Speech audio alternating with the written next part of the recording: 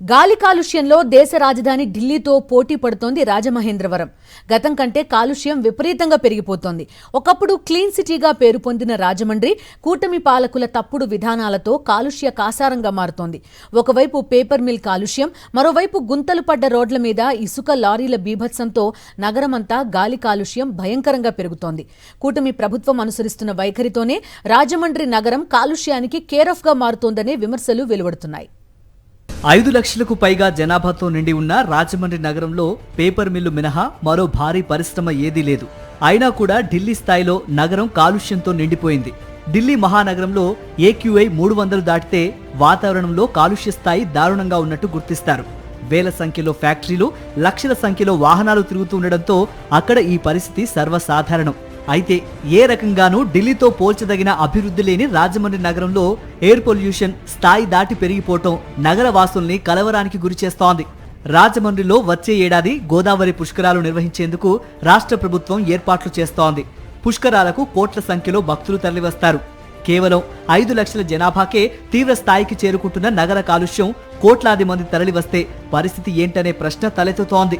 ముఖ్యంగా నగరంలో ఉన్న పేపర్ మిల్లు వల్ల వాయు కాలుష్యం, గోదావరి నదిలో నీటి కాలుష్యం విపరీతంగా పెరిగిపోతోందని నగరవాసులు ఆందోళన చెందుతున్నారు.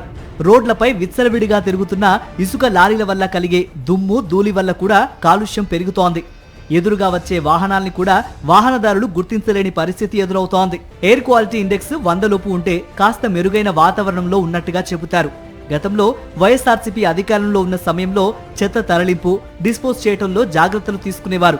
దీంతో 2023లో రాజమండ్రి దేశంలో పరిశుభ్రమైన మొదటి 10 నగరాల్లో ఒకటిగా గుర్తింపు పొందింది. ప్రస్తుతం ప్రజాప్రతినిధులు వాతావరణ కాలుష్యం, జల కాలుష్యం గురించి పట్టించుకోకుండా కేవలం రాజకీయ ప్రయోజనాల గురించి మాత్రమే ఆలోచిస్తూ ఉండడంతో నగరం అన్ని రకాలుగా కాలుష్య కాసారంగా మారిపోతోంది. కాలుష్యంతో ప్రజల ఆరోగ్యాలు కూడా దెబ్బతింటున్నాయని మాజీ ఎంపీ మార్గని భరత్ ఆందోళన వ్యక్తం చేశారు. ఇక్కడ ప్రధానంగా పేపర్ మిల్ ఒకటి ఉంది.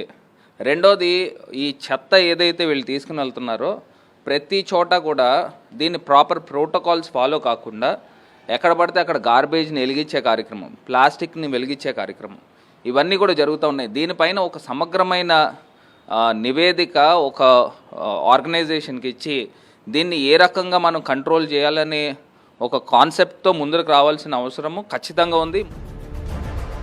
వైఎస్ జగన్ హయాంలో రాజమండ్రిలో హరిత భవిత పేరుతో అప్పటి ప్రజాప్రతినిధులు భారీగా చెట్లు నాటించే కార్యక్రమం నిర్వహించారు. విద్యార్థులకు అవగాహన కల్పించడం ద్వారా వాయు కాలుష్యాన్ని చాలా వరకు అరికట్టారు. ఇప్పుడు ఆ పరిస్థితి కనిపించడం లేదు. కూటమి నేతలే మొక్కలు పెట్టకపోగా అభివృద్ధి పేరుతో ఎక్కడికక్కడ చెట్లు తొలగిస్తున్నారు. పేపర్ మిల్లు కాలుష్యాన్ని అదుపు చేసి ఇసుక లారీల దందాకు అడ్డుకట్ట వేస్తే తప్ప రాజమండ్రి వాసులకు స్వచ్ఛమైన గాలి పీల్చుకునే అవకాశం ఉండదని ప్రజలు అభిప్రాయపడుతున్నారు.